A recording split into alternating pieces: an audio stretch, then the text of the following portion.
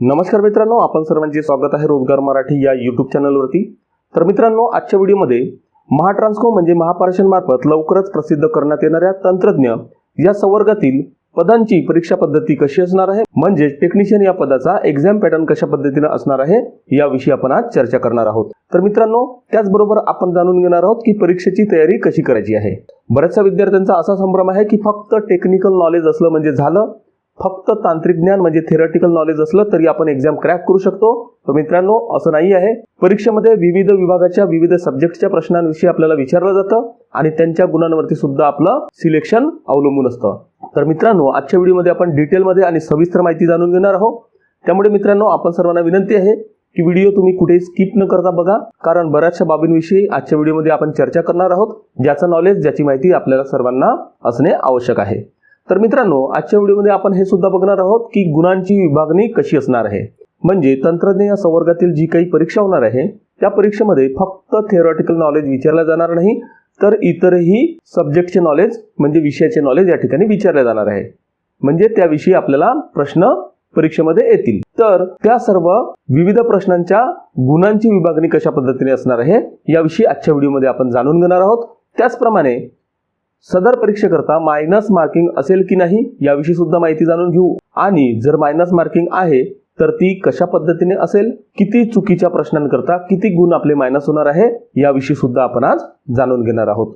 त्याचबरोबर मित्रांनो, कोणत्या पुस्तकांमधून आपण सर्वांना अभ्यास करायचा आहे याविषयी सुद्धा आजच्या व्हिडिओमध्ये आपण चर्चा करणार आहोत। तसेच मित्रांनो, आपण सर्वांना माहिती आहे की महावितरण, महापारेषण, महानिर्मिती, MIDC, आरोग्य विभाग या विविध विभागातील विशेषतः तंत्रज्ञ संवर्गातील जी काही पदांची भरती जाहीर होत आहे किंवा ज्या भरत्या जाहीर होणार आहेत त्या सर्व भरत्यांविषयी आपण नियमितपणे अपडेट देत असतो। त्याविषयी शासन, प्रशासन यांच्या स्तरावरती काय काय निर्णय घेतले जात आहे, कोणकोणत्या बैठका होत आहेत, त्या बैठकांमध्ये काय निर्णय घेतले जात आहे, कोणकोणते परिपत्रक सादर केले जात आहे, या सर्वांविषयी माहिती घेऊन आम्ही तुमच्यापर्यंत सविस्तरपणे पोहोचत असतो। त्यामुळे मित्रांनो, आपण सर्वांना विनंती आहे की जर तुम्हाला आमच्या चॅनलवरचे व्हिडिओ आवडत असतील तर नक्कीच तुम्ही आमच्या व्हिडिओला लाईक करा, त्याचप्रमाणे मित्रांबरोबर तुम्ही शेअर सुद्धा करा, आणि त्याचप्रमाणे आमच्या चॅनलला तुम्ही सबस्क्राईब सुद्धा करा। तसेच व्हिडिओच्या खाली असलेल्या बेल आयकॉनला सुद्धा तुम्ही क्लिक करा, जेणेकरून आम्ही प्रसिद्ध केलेली माहिती तुमच्यापर्यंत नियमितपणे आणि वेळोवेळी पोहोचू शकेल।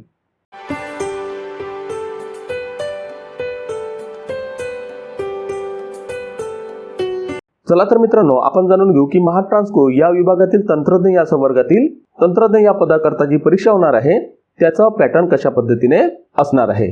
तर सर्वप्रथम आपण जाणून घेऊ, या ठिकाणी कॉलम दिलेला आहे सब्जेक्ट म्हणजे विषय, दुसरा कॉलम आहे एकूण प्रश्न, तिसरा कॉलम आहे एकूण मार्क्स म्हणजे एकूण गुण, आणि चौथा कॉलम आहे मार्क्स पर क्वेश्चन म्हणजे एका प्रश्नाकरता किती गुण असणार आहे, आणि ड्युरेशन म्हणजे परीक्षेचा एकूण कालावधी किती असणार आहे हे सुद्धा आपण आता पुढे जाणून घेऊ। तर मित्रांनो, पहिला जो सब्जेक्ट आहे म्हणजे पहिला जो विषय आहे जो आपल्या परीक्षेमध्ये असणार आहे तो आहे टेस्ट ऑफ रिझनिंग म्हणजे तर्काची चाचणी। तर्काची चाचणी असा विषय मित्रांनो की प्रॅक्टिस इज मस्ट, म्हणजे तुम्हाला प्रॅक्टिस करणे खूप गरजेचे आहे। तुम्ही आत्ता परीक्षा तोंडावरती आली, फॉर्म भरण्याची लिंक ओपन झाली, जाहिरात प्रसिद्ध झाली, तुम्ही फॉर्म भरला आणि त्याच्यानंतर तुम्ही अभ्यासाकरता लागताय, तर त्याचा तेवढा परिणाम होणार नाही, तेवढा फरक तुमच्या परफॉर्मन्सवरती होणार नाही। म्हणून आपण सर्वांना विनंती आहे की तुम्ही टेस्ट ऑफ रिझनिंगचे जे प्रश्न आणि उत्तरे आहेत त्याची तुम्ही प्रॅक्टिस करा। हे प्रश्न कशा पद्धतीचे येतात, ते कशा पद्धतीने सोडवायचे, त्याच्या ट्रिक्स कोणकोणते आहे याकरताचा भरपूर डाटा उपलब्ध आहे, त्याचा तुम्ही उपयोग करा आणि टेस्ट ऑफ रिझनिंग मध्ये सुद्धा चांगले मार्क्स मिळवण्याचा तुम्ही प्रयत्न करा। तर मित्रांनो, आपण जाणून घेऊ टेस्ट ऑफ रिझनिंग म्हणजे तर्काची चाचणीचे एकूण प्रश्न किती असणार आहे। तर एकूण प्रश्न असणार आहे मित्रांनो 40, आणि या 40 प्रश्नांकरता एकूण गुण असणार आहेत 20 गुण, म्हणजे एका प्रश्नाकरता गुण असणार आहे 0.5 म्हणजेच अर्धा गुण। म्हणजे एक प्रश्नाचं उत्तर जर तुमचं अचूक आलं तर तुम्हाला या परीक्षेमध्ये अर्धा गुण मिळेल। पुढचा विषय मित्रांनो टेस्ट ऑफ क्वांटिटेटिव्ह ॲप्टिट्यूड म्हणजे परिमाणात्मक योग्यतेची चाचणी। हा सुद्धा विषय प्रॅक्टिस करणे खूप गरजेचं आहे। विविध डाटा तुमच्याकडे अवेलेबल आहे, फक्त थेअरीवरती तुम्ही फोकस करू नका। ही सर्व जी इतर विषय आहेत त्यांचा सुद्धा तुम्ही अभ्यास करणे खूप गरजेचे आहे। तर मित्रांनो, टेस्ट ऑफ क्वांटिटेटिव्ह ॲप्टिट्यूड म्हणजे परिमाणात्मक योग्यतेची चाचणी जी असणार आहे त्याकरता एकूण प्रश्न असणार आहेत 20 आणि एकूण गुण असणार आहेत 10, म्हणजे प्रत्येक प्रश्नाकरता गुण असणार आहेत तुम्हाला 0.5 म्हणजे अर्धा गुण। त्यानंतर तिसरा विषय मित्रांनो मराठी भाषेची चाचणी म्हणजे test of Marathi language. Marathi विषयाचे सुद्धा आपल्याला व्याकरणाच्या दृष्टिकोनातून या परीक्षेमध्ये प्रश्न येणार आहेत. त्याची सुद्धा तुम्ही तयारी करणे, अभ्यास करणे खूप गरजेचे आहे. तर मराठी भाषेच्या चाचणी अंतर्गत एकूण प्रश्न असणार आहेत 20 आणि एकूण गुण असणार आहेत 10. म्हणजे प्रत्येक प्रश्नाकरता गुण असणार आहेत 0.5 गुण म्हणजे अर्धा गुण. तर अशा पद्धतीने विशेषतः 3 जे सब्जेक्ट आहे ते थेअरीच्या एकदम वेगळे आहेत. याच्यावरती सुद्धा तुम्हाला अभ्यास करणे गरजेचे आहे. जरी मित्रांनो तुम्हाला वाटत असलं की प्रत्येक प्रश्नाकरता फक्त अर्धा गुण आहे, त्याचा मी अभ्यास केला नाही तरी चालेल, मी फक्त थेअरीवरती फोकस करतो, तर असं चालणार नाही मित्रांनो. कारण परीक्षा टफ होणार आहे. पॉइंटने विद्यार्थी कट झालेले मागच्या लिस्टमध्ये आम्ही बघितलेले आहे. त्यामुळे प्रत्येक पॉइंट मधला गुण सुद्धा तुम्ही मिळवणं गरजेचं आहे जर तुम्हाला स्पर्धेमध्ये टिकायचं आहे.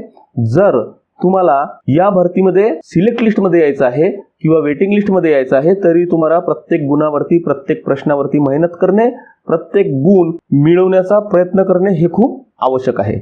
तर मित्रांनो, पुढे आणि शेवटचा विषय असणार आहे टेस्ट ऑफ प्रोफेशनल नॉलेज म्हणजे व्यावसायिक ज्ञानाची चाचणी म्हणजेच थेअरी.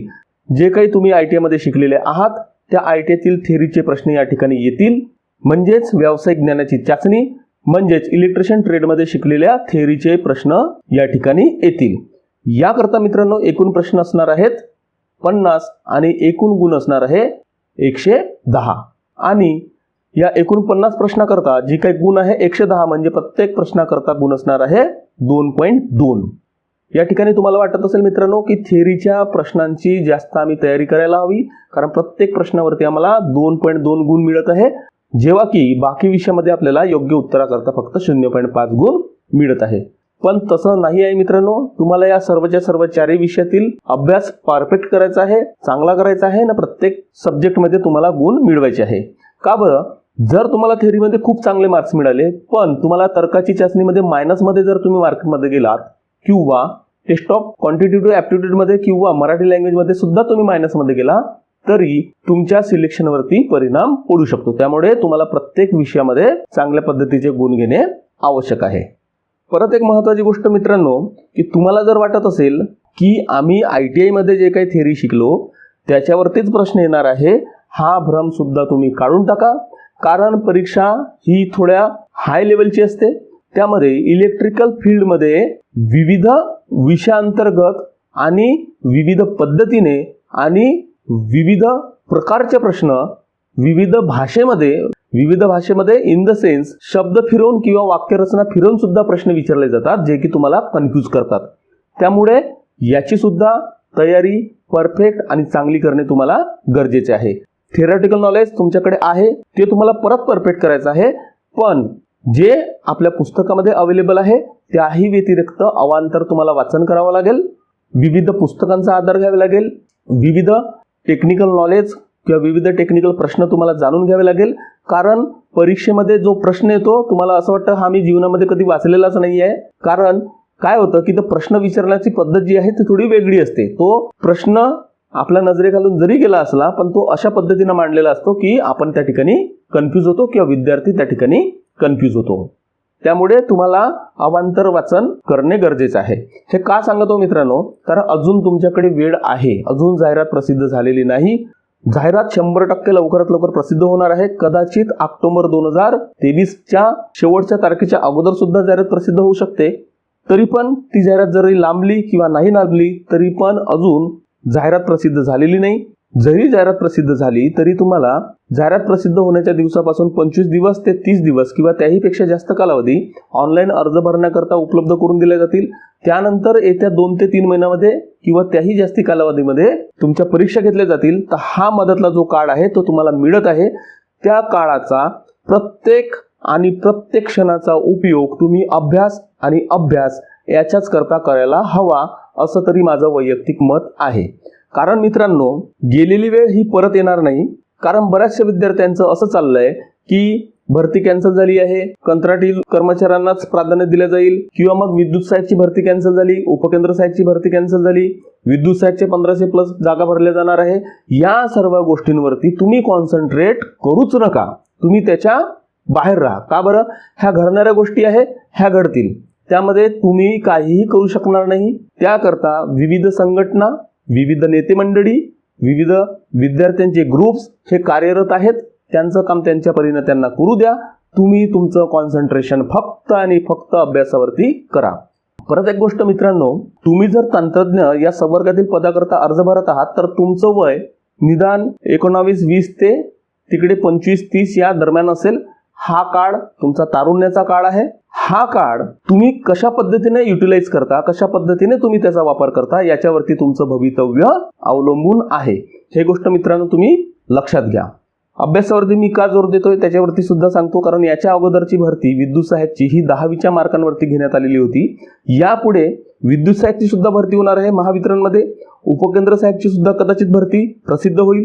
महानिर्मितीची सुद्धा भरती प्रसिद्ध होईल आणि सर्वात अगोदर महापारेषणची भरती सुद्धा प्रसिद्ध होईल. पण या सर्व पदांकरता फक्त आणि फक्त परीक्षा होणार आहे. त्यामुळे परीक्षेशिवाय अभ्यासाशिवाय आपण सर्वांना काहीही पर्याय नाही आहे. आजच्या व्हिडिओच्या माध्यमातून आपण सर्वांना एक गोष्ट सांगू इच्छितो मित्रांनो. मोटिवेशनल स्पीकर शिवखेडा यांचे एक वाक्य आहे जे की मला वैयक्तिक आवडतं. ते वाक्य असं मित्रांनो की work like a dog and live like a king. म्हणजे कुत्र्यासारखं काम करा पण तुमचं जीवन हे नंतर राजासारखं जगा. पण आजच्या युवा पिढीचं काय चाललंय मित्रांनो, work like a king and live like a dog. शब्दसा तुम्ही या ठिकाणी अर्थ घेऊ नका. हे जर आपण अभ्यासाविषयी बोललो म्हणजे हे जे वाक्य आहे आपल्या जीवनाकरता प्रत्येक गोष्टीकरता लागू पडतं. याला जर आपण अभ्यासाविषयी जर जोडून घेतलं मित्रांनो तर study like a dog and live like a king. म्हणजे अभ्यास तुम्ही हा कुत्र्यासारखा करा जेणेकरून तुमचं जीवन हे का राजासारखं होईल. पण जो विद्यार्थी या ठिकाणी स्टडी लाईक अ किंग करणार तर त्याचं जीवन लिव्ह लाईक अ डॉग. म्हणजे तुम्ही अभ्यास आता राजासारखं करू नका. म्हणजे तुमच्या मताने तुम्ही उठणार, तुमच्या मताने तुम्ही पुस्तक हातात घेणार, तुमच्या मताने तुम्हाला वेळ मिळेल त्यावेळीच तुम्ही प्रॅक्टिस करणार तर नक्कीच तुम्ही परीक्षेमध्ये परफॉर्मन्स करू शकणार नाही. त्यामुळे मित्रांनो अभ्यास तुम्हाला आत्ताच्या घडीला जरी तुम्ही शब्दशः अर्थ घेऊ नका तरी पण तुम्हाला सांगणं आहे की आजच्या घडीला तुम्ही अभ्यास स्टडी लाईक अ किंग न करता स्टडी लाईक अ डॉग करा. म्हणजे हा जो मधला काळ आहे तुमच्याकडे 2-3 महिन्याचा, हा काळ तुम्ही कुत्र्यासारखा अभ्यास करा. इन द सेन्स म्हणजे मन लावून, इतर कामं बाजूला ठेवून, तुमचं मनोरंजन बाजूला ठेवून, तुमचं इंस्टाग्राम बाजूला ठेवून, तुमचं फेसबुक बाजूला ठेवून, तुमचं मित्र असेल मैत्रिणी असेल यांचा घोळका बाजूला ठेवून हा जो काळ आहे 2 ते 2.5 महिन्याचा तो तुम्ही मन लावून अभ्यास करा. जेणेकरून तुम्ही आत्ता येऊ घातलेल्या 3 विभागातील विविध भरत्यांमध्ये चांगला परफॉर्मन्स करू शकाल आणि तुम्ही शासकीय नोकरीमध्ये येण्याचं तुमचं स्वप्न पूर्ण करू शकाल. तर मित्रांनो मोटिवेशनल स्पीकर शिवखेडा यांचं वाक्य नेहमी तुम्ही लक्षात ठेवा, work like a dog live like a king. म्हणजे सध्या तुम्हाला जीव तोडून मेहनत करायची आहे, जीव तोडून अभ्यास करायचा आहे जेणेकरून तुम्ही येणाऱ्या परीक्षांमध्ये चांगला परफॉर्मन्स करू शकाल आणि एक्झाम तुम्ही क्रॅक करू शकाल. तर मित्रांनो पुढे आपण बघून घेऊ एकूण प्रश्न किती आणि एकूण मार्क्स किती. तर मित्रांनो या 4ही सब्जेक्ट करता एकूण प्रश्न असणार आहेत 130 प्रश्न. म्हणजे तर्काची चाचणी 40, परिमाणात्मक योग्यतेची चाचणी 20, मराठी भाषेची चाचणी 20 म्हणजे हे झाले 40, 60, 80 आणि व्यावसायिक ज्ञानाची चाचणी म्हणजे थिअरॉटिकल नॉलेज याचे आहे 50. म्हणजे एकूण प्रश्न असणार आहे 130. टोटल मार्क्स असणार आहे मित्रांनो 20, 10 आणि 10 म्हणजे 40 आणि थेअरीचे 110 म्हणजे एकूण मार्क्स असणार आहे 150. मित्रांनो बघा परीक्षा येणार आहे, आम्ही फॉर्म भरणार आहोत, आम्ही परीक्षा देणार आहोत. हा हवेमध्ये होणारा गोळीबार थांबवा आणि ॲक्च्युअल तुम्हाला तुमचं लक्ष साधून घ्यायचं आहे, लक्ष तुम्हाला ठरवून घ्यायचं आहे आणि तुम्ही ठरवलेल्या लक्ष्यावरती पोहोचण्याकरता तुम्हाला मार्गक्रमण कशा पद्धतीनं करायचं आहे या मार्गक्रमांचा हा एक रोडमॅप आहे असं आपल्याला मानायला हरकत नाही. तुम्ही हवेमध्ये गोळीबार केल्यासारखा जर अभ्यास कराल तर तुमचं काही खरं नाही. तुम्हाला या पद्धतीनंच अभ्यास करायचा आहे. आत्ता तुमच्या नजरेसमोर या गोष्टी दिलेल्या आहेत की परीक्षेमध्ये काय काय येणार आहे. तुम्ही तुमचा दिवसाचा वेळ ठरवून घ्या. तुमच्याकडे 2-2.5 महिने आहे तर तुम्ही त्यातील वेळ ठरवून घ्या. त्यापेक्षा मी तरी म्हणतो की तुम्ही दिवसाचा वेळ ठरवून घ्या की दिवसा सकाळी 1 तास टेस्ट ऑफ रिझनिंगचा अभ्यास करेल, त्यानंतर 1 तास टेस्ट ऑफ क्वांटिटेटिव्ह ॲप्टिट्यूडचा अभ्यास करेल, त्यानंतर जेवण आंघोळ झाल्यानंतर परत मी 1-1.5 तास मराठी भाषेची चाचणीचा अभ्यास करील आणि सगळ्यात जास्त मार्क माझे असणार आहे थेअरीवरती. तर जास्तीत जास्त वेळ म्हणजे उरलेला दिवसातील 4 ते 5 तास मी थेअरीवरती अभ्यास करेल. असं तुम्ही शेड्यूल बनवून घ्या. आणि माझी विनंती आहे मित्रांनो, जर तुम्ही हा व्हिडिओ बघून तुमचा अभ्यासाचा शेड्यूल बनवत असाल म्हणजे तुम्ही तुमचं पहिलं पाऊल टाकलेलं आहे. आणि पहिलं पाऊल फक्त टाकायचं नाही तर तुम्हाला ते मार्गक्रमण करत जायचं आहे. तो बनवलेला शेड्यूल कंप्लीट करायचा आहे. अपेक्षा आहे या व्हिडिओच्या कमेंट्स बॉक्समध्ये आपण सर्वांचे कमेंट्स पाहिजे की सर आम्ही अशा पद्धतीनं आमचं शेड्यूल बनवलेलं आहे आणि आम्ही ते फॉलो करू. ठीक आहे. आणखी एक सांगण्याची बाब मित्रांनो, बरेचसे विद्यार्थी बरेचसे उमेदवार असं म्हणतात की माझ्याकडे वेळ नाही. जो व्यक्ती म्हणतो का माझ्याकडे वेळ नाही तो दुसऱ्याशी खोटं बोलत नाही मित्रांनो, तो स्वतःशी खोटं बोलतो. त्याच्याकडे वेळ आहे पण तो काढत नाही. म्हणजे मित्रांनो, तुम्हाला वेळ मिळेल तेव्हा अभ्यास करायचा नाही तर तुम्हाला वेळ काढून अभ्यास करायचा आहे. तुमच्याकडे 24 तास आहे, त्यातील तुमच्या झोपण्याची वेळ, तुमच्या कामाची वेळ, तुमच्या मित्रपरिवाराची वेळ हे सर्व तुम्ही बाजूला काढा. त्याचं एक शेड्यूल बनवा, 24 तासाचं नियोजन करा. आरामात तुमच्याकडे अभ्यासाकरता दिवसातून 7 ते 8 तास मिळतात म्हणजे मिळतातच. आणि ज्याला मिळत नसेल तर त्याला ही परीक्षा देण्याची गरज नाही, कारण तो विद्यार्थी टाटा बिर्ला अंबानीपेक्षा बिझी असेल. त्यामुळे विषय समजून घ्या मित्रांनो, ही कदाचित तुमची शेवटची संधी आहे. यानंतर कदाचित बरेच वर्ष मोठी भरती होणार नाही. महाराष्ट्राचे भारताचे राजकीय वातावरण तुम्ही बघत आहात. त्यामुळे पुढे सरकारी नोकऱ्यांमध्ये तुम्हाला यायचं असेल तर खूप काही पापड तुम्हाला बेलावे लागतील. त्यामुळे ही संधी आहे, ही तुम्ही दवडू नका. तुम्ही तुमचे शेड्यूल बनवा. सकाळी उठल्यापासून रात्री झोपेपर्यंत माझे शेड्यूल काय आहे आणि टाइम टेबल बनवा. या टाइमला मी हा अभ्यास करणार, या टाइमला मी हा अभ्यास करणार. पुढे आपण बघणार आहोत की कोणकोणत्या पुस्तकांचा आपल्याला आधार घ्यायचा आहे ते सुद्धा तुम्हाला सांगू. ठीक आहे. तर तुम्हाला सर्वप्रथम अशा पद्धतीने तुमची परीक्षा होणार आहे हे समजून घ्यायचं आहे आणि या शेड्यूलनुसार या विषयांनुसार तुम्हाला अभ्यास करायचा आहे. तर मित्रांनो, एक मुद्दा राहिला आहे की ड्युरेशन किती असणार आहे परीक्षेचा. तर या परीक्षेचा ड्युरेशन असणार आहे 120 मिनिटे म्हणजे 2 तास. या 2 तासामध्ये तुम्हाला परीक्षा द्यायची आहे. यामध्ये सर्वात वेळखाऊ जो पोर्शन असतो तो असतो तुमचा परिमाणात्मक योग्यतेची चाचणी आणि तर्काची चाचणी याचा. त्याच्याकरता प्रश्न खूप जास्त आहे. विशेषतः तर्काच्या चाचणीकरता प्रश्न 40 आहे आणि मार्क फक्त तुम्हाला 20 आहे. एका प्रश्नाकरता अर्धा मार्क आहे. याच्यामध्ये तुम्हाला वेळ घालवायचा नाही. ज्यावेळेस तुम्ही परीक्षा द्यायला जाल एखाद्या वेळेस एखादा प्रश्न तुमच्या समोर आला तर तुम्ही त्याच्यावरतीच रेंगाळत बसणार. याचं उत्तर हे असेल की याचं उत्तर हे असेल, कारण ते सगळं कन्फ्यूज करणार असतं. त्यामुळे तर्काची चाचणी म्हणजे टेस्ट ऑफ रिझनिंग जर तुम्हाला वेळेत नियोजन करून सॉल्व्ह करायचं असेल तर प्रॅक्टिस इज मस्ट. प्रॅक्टिस शिवाय तुम्हाला पर्याय नाही. Practice and practice and practice. तुम्हाला बरीचशी प्रॅक्टिस करावी लागेल मित्रांनो, जेणेकरून प्रश्न तुमच्या नजरेसमोर आला की उत्तर तुम्हाला आपोआप समजून जाईल. त्यामुळे प्रत्येक गोष्टीची प्रॅक्टिस करायची आहे. चला तर मित्रांनो आपण पुढे जाऊया. पुढचा प्रश्न होता मित्रांनो आपला की मायनस मार्किंग असेल की नाही. तर मित्रांनो हो, मायनस मार्किंग असणार आहे. ती कशा पद्धतीने असणार आहे ते सुद्धा आपण जाणून घेऊ. तर मित्रांनो, उमेदवाराने दिलेल्या प्रत्येक चुकीच्या उत्तरांना शास्ती किंवा दंड म्हणजेच पेनल्टी असेल म्हणजे मायनस मार्किंग मित्रांनो असणार आहे. ज्याला मराठीमध्ये शास्ती म्हणतात किंवा दंड म्हणतात. हे आपण कुठून घेतलेलं आहे? जुन्या जाहिरातीमध्ये अशाच पद्धतीने आलेलं होतं. जुन्या ज्या परीक्षा झालेल्या आहेत ते याच पद्धतीने झालेलं आहे. आणि कुठेही महाट्रान्सको, महावितरण, महानिर्मिती यांच्या मार्फत परीक्षांच्या पद्धतीमध्ये बदल करण्यात येणार आहे असं कुठेही म्हटलेलं नाही. फक्त विद्युत सहाय्यक ही 10वीच्या बेसवरती होतं. ते फक्त यानंतर परीक्षा घेऊन पदे भरले जाणार आहे. याकरता महावितरण प्रशासन सकारात्मक आहे अशी माहिती फक्त त्यांनी विविध बैठकांमध्ये दिलेली आहे. त्यामुळे एक्झाम पॅटर्न 100 आणि 100% अशाच पद्धतीने असणार आहे आणि मायनस मार्किंग सुद्धा याच पद्धतीने असणार आहे. म्हणजे प्रत्येक चुकीच्या उत्तरांकरता पेनल्टी असेल. त्यानुसार त्या प्रश्नास विहित असलेल्या एकूण गुणांच्या, वाक्य लक्षात घ्या मित्रांनो, त्यानुसार त्या प्रश्नास विहित असलेल्या एकूण गुणांच्या. म्हणजे उदाहरण घेऊ की मराठीच्या एका प्रश्नाकरता फक्त अर्धा मार्क आहे म्हणजे त्या अर्धा गुणाच्या सुद्धा 1/4 म्हणजे 0.25% इतके गुण दंड म्हणून प्राप्त गुणांमधून वजा करण्यात येऊन त्यानंतर अंतिम गुण काढण्यात येतील. लक्षात आलं?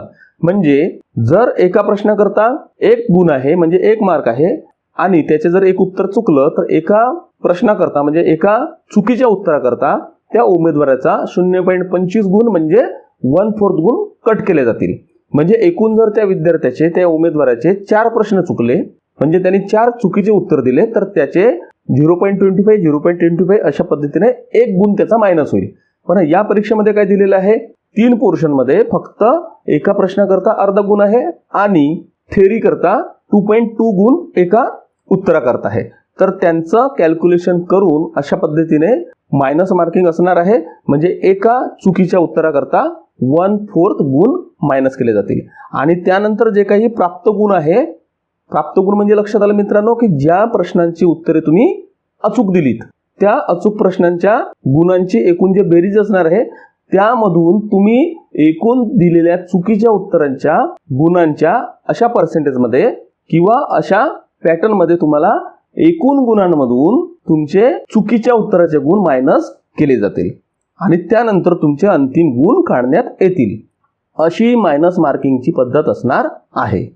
पुढे मित्रांनो, तथापि उमेदवाराने एखाद्या प्रश्नाचे उत्तर न दिल्यास किंवा रिक्त ठेवल्यास अशा प्रश्नांना पेनल्टी लागणार नाही. हा एक पेज किंवा हा एक मुद्दा वाचल्यानंतर आपण सर्वांना लक्षात येईल की आपल्याला चुकीच्या उत्तराकरता मायनस मार्किंग आहे. पण आपण जर चुकीचं उत्तर दिलंच नाही, म्हणजे ते उत्तर सोडूनच दिलं, ऑप्शनला आपण क्लिकच केलं नाही, तर त्याच्याकरता मायनस मार्किंग नाही आहे. जो विद्यार्थी अभ्यास करत नाही त्याच्याविषयी काय होतं मित्रांनो, परीक्षेमध्ये बसला, तर्काची चाचणी सोडवली, मराठी व्याकरण सोडवलं, थेअरी सोडवली आणि त्याच्यानंतर त्याच्याकडे 20, 30, 25 किंवा 10, 15 प्रश्न किंवा उत्तर असे आहेत की त्याला येतच नाही. मग तो विद्यार्थी शेवटच्या 3, 4, 5 मिनिटांमध्ये काय करतो, हवेमध्ये गोळीबार करतो. तर जे काही मनामध्ये येईल त्याला तो क्लिक क्लिक क्लिक करत जातो. पण कदाचित तो जर हुशार विद्यार्थी असेल त्याला माहिती आहे की मी एकूण 150 प्रश्नांपैकी 130 प्रश्न हे बरोबरच सोडवले आहे. तो विद्यार्थी असा मूर्खपणा करत नाही, कारण त्याला त्याचे 130 मार्क जर फिक्स झालेले आहे, त्यांनी जर चुकीचे उत्तरांना मार्किंग केले तर त्याचे गुण हे कमी होतात. त्यामुळे मित्रांनो, आधीच सांगितलं, प्रॅक्टिस इज मस्ट. तुम्ही प्रॅक्टिस करा, संपूर्ण प्रश्नाची उत्तरे ही योग्य सोडवण्याची प्रयत्न करा आणि त्यानंतर तुम्ही एखादा तुमचा प्रश्न सुटला तर तो सुटू द्या, पण रिस्क घेऊ नका. कारण पॉइंटने विद्यार्थी सिलेक्ट लिस्टमधून कटलेले आहेत, पॉइंटने विद्यार्थी वेटिंग लिस्टमधून कटलेले आहेत. त्यांना एक आशा असते, एखादा विद्यार्थी जो बऱ्याच मार्कांनी मागे आहे त्याला काही प्रॉब्लेम नाही, त्याला काही वाटत नाही की मी अभ्यासच केला नाही त्यामुळे मला बरेच कमी मार्क मिळाले, त्याच्यामुळे त्याला किंवा त्याच्या मनाला काही वाटणार नाही. पण जो विद्यार्थी पॉइंट 1, पॉइंट 2 ने जातो त्या विद्यार्थ्याला वाईट वाटतं की कदाचित मी चुकीच्या प्रश्नाला किंवा चुकीच्या उत्तराला क्लिक केलं नसतं तर त्याचा तो मार्क्स जो आहे किंवा पॉईंट जे आहे ते मायनस झाले नसते. त्यामुळे मित्रांनो, एक गोष्ट लक्ष ठेवा, चांगला अभ्यास करा, परफेक्ट प्रश्नाची उत्तर द्या आणि चुकीच्या उत्तरांना क्लिक करू नका, नाहीतर तुमचं मायनसमध्ये जाईल आणि कदाचित तुमचं सिलेक्ट लिस्ट वेटिंग लिस्टमध्ये येणारं नाव सुद्धा हुकेल. ठीक आहे, तर अशा पद्धतीने मित्रांनो मायनस मार्किंग असणार आहे. त्यानंतर मित्रांनो, आपण ही सुद्धा माहिती घेणार आहोत की कोणकोणत्या पुस्तकातून आपल्याला अभ्यास करायचा आहे. त्या पुस्तकांची नावं सुद्धा आम्ही तुम्हाला या ठिकाणी सुचवणार आहोत. त्याचबरोबर मित्रांनो, आपल्या माहितीकरता आम्ही एक सांगतोय की आपल्याच चॅनलवरती अभ्यासाच्या दृष्टिकोनातून बरेचसे व्हिडिओ आहेत.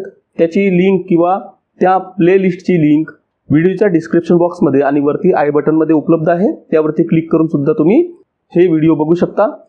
तर या व्हिडिओमध्ये या संपूर्ण प्रश्नांची उत्तरे आपण कशा पद्धतीने सोडवू शकतो हे सोप्या भाषेमध्ये आम्ही समजवण्याचा प्रयत्न केलेला आहे. हे सुद्धा व्हिडिओ तुम्ही बघू शकता. यामध्ये महत्त्वाचं म्हणजे आम्ही जुन्या काही PDF प्रश्नपत्रिका आहे त्या सोडवण्याचा प्रयत्न केला आहे. त्याचबरोबर महत्त्वाचे MCQs आम्ही तुम्हाला दिलेले आहेत. त्याचप्रमाणे सिम्बॉल्स, जवळपास संपूर्ण सिम्बॉल्स आम्ही कव्हर करण्याचा प्रयत्न केला आहे. इलेक्ट्रिकल फील्डमध्ये जे काही संपूर्ण सिम्बॉल आहे ते आम्ही या ठिकाणी दिलेले आहेत. त्याचप्रमाणे 246 म्हणजे जवळपास 250च्या वरती लॉंग फॉर्म आम्ही तुम्हाला उपलब्ध करून दिलेले आहे. त्याचप्रमाणे या अगोदरचा एक्झाम पॅटर्न, त्याचप्रमाणे सविस्तर सिलेबस म्हणजे अभ्यासक्रम हे सुद्धा आम्ही सांगितलेलं आहे. त्याच पद्धतीने जर तुम्हाला ऑनलाईन मॉक टेस्ट द्यायची असेल तर ऑनलाईन मॉक टेस्ट सुद्धा उपलब्ध आहे. त्याची लिंक सुद्धा आम्ही तुम्हाला उपलब्ध करून देत आहोत. या ठिकाणावरून किंवा कुठूनही तुम्ही अभ्यास करा, पण प्रॅक्टिस इज मस्ट हे तुम्हाला म्हटलं तर प्रॅक्टिस करायची असेल तर ऑनलाईन मॉक टेस्ट आहे. खूप सुंदर प्रकारे त्या बनवून आलेल्या आहेत. त्या सुद्धा तुम्ही फ्री ऑफ कॉस्टमध्ये देऊ शकता, जेणेकरून तुमची प्रॅक्टिस चांगल्या पद्धतीने होऊ शकेल. त्याचबरोबर मित्रांनो, आपण जाणून घेऊ की कोणकोणते पुस्तकं आहेत ज्याच्यातून तुम्हाला अभ्यास करायचा आहे. तर थेरीकरता मित्रांनो आहे सर्वांना परिचित असं सुबोध विद्युतशास्त्र, त्र्यंबक वाघमारे सरांचं. त्याचबरोबर आहे रामबाण म्हणून एक पुस्तक आहे इलेक्ट्रिशियन ट्रेडवरती, ते आहे महेंद्र पिंडेल सरांचं. हे सुद्धा पुस्तक तुम्ही प्रिपेअर करू शकता. यातून बरेचसे प्रश्न आणि त्यांची उत्तरे डिटेलमध्ये तुम्हाला कळतील. त्याचप्रमाणे अंकगणित म्हणून एक पुस्तक आहे, याचा सुद्धा तुम्ही आधार घेऊ शकता. हे पुस्तक आहे सचिन राजाराम ढवळे सर यांचं. याची किंमत सुद्धा दिलेली आहे 299. ऑनलाईन सुद्धा उपलब्ध आहे. हे सुद्धा तुम्ही प्रिपेअर करू शकता. यातून सुद्धा तुम्ही अभ्यास करू शकता. या पुस्तकाचं नाव आहे मित्रांनो संख्यात्मक अभियोग्यता, म्हणजे क्वांटिटेटिव्ह ॲप्टिट्यूड जो काही आपला विभाग आहे, जो काही सब्जेक्ट आहे, त्याविषयीचे या ठिकाणी बरेचसे प्रश्न चांगल्या पद्धतीने सोडवलेले आहेत. त्याचबरोबर बुद्धिमत्ता नावाचं एक पुस्तक आहे आणि या पुस्तकाचे लेखक आहे सतीश वसे सर. यांचे यूट्यूबवरती बरेचसे व्हिडिओज आहे जे की वैयक्तिक मला आवडतात. ते गणित किंवा बुद्धिमत्ता हे एकदम सुंदर पद्धतीने आणि आपल्याला समजेल अशा भाषेमध्ये समजवण्याचा प्रयत्न करतात. तर तुम्ही या पुस्तकाचा सुद्धा आधार घेऊ शकता किंवा तुम्ही त्यांच्या यूट्यूब चॅनलवरती जाऊन सुद्धा त्यांचे व्हिडिओज बघू शकता. त्याचप्रमाणे मराठी व्याकरण करता परिपूर्ण मराठी व्याकरण म्हणून पुस्तक आहे बाळासाहेब शिंदे सर यांचं. हे सुद्धा तुम्ही वाचू शकता. त्याचप्रमाणे सजेशन आहे, तुम्ही स्वतः सुद्धा काही पुस्तकांचे नावं जाणून घ्या, मित्रांसोबत चर्चा करा, ग्रुप स्टडी करा, डिस्कस करा आणि चांगले पुस्तक कोणते आहे त्याचे सुद्धा नावे तुम्ही घ्या. जर तुम्हाला नावं कळत असतील तर तुम्ही आमच्या कमेंट्स बॉक्समध्ये सांगा, जेणेकरून इतर विद्यार्थ्यांना सुद्धा त्याची माहिती होईल. तर मित्रांनो, आजच्या व्हिडिओमध्ये तुर्तास एवढंच. सदर व्हिडिओची दखल घेतल्याबद्दल आपण सर्वांचे धन्यवाद. त्याचप्रमाणे येणाऱ्या सर्व परीक्षांकरता आपण सर्वांना बेस्ट ऑफ लक. लवकरच भेटूया मित्रांनो नवीन व्हिडिओमध्ये नवीन माहितीसोबत. धन्यवाद.